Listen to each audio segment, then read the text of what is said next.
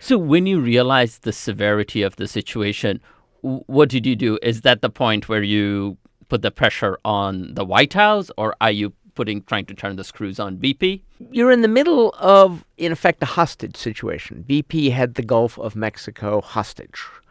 And I think that while the administration should be held accountable for the way in which they approved the well in the first place, and I think it's clear that although Secretary Salazar was moving to clean up the Minerals Management Service, he did not move fast enough.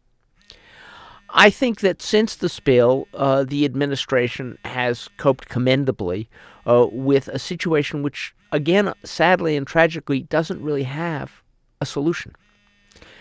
So what we have been doing is to make sure our primary priority since the spill has been to work with the communities in the Gulf to make sure they got whatever help they could use.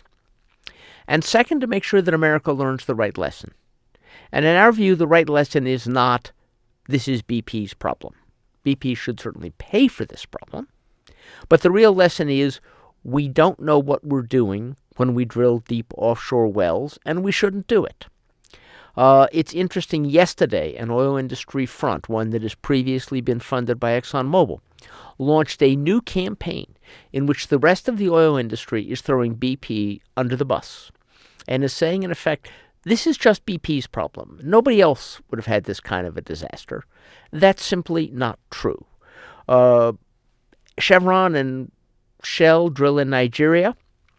Every year for the past 40 years, those companies and others in Nigeria have spilled as much oil into Nigerian waters as the Exxon Valdez spilled. That's an Exxon Valdez every year for 40 years.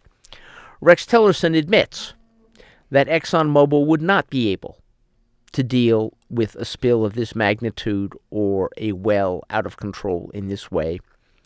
What he didn't admit to Congress, although Congress asked him, is that ExxonMobil and every other oil company has filed under oath with the federal government oil spill cleanup plans, which assert that, in fact, if this happened, they could deal with it. Every oil well being drilled off the coast of America has been drilled on the basis of an oil spill cleanup plan, which we now know is fraudulent.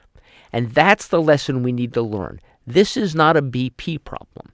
This is a problem of pushing a technology, drilling for oil, into places a mile into the Gulf of Mexico it has no place going on at all.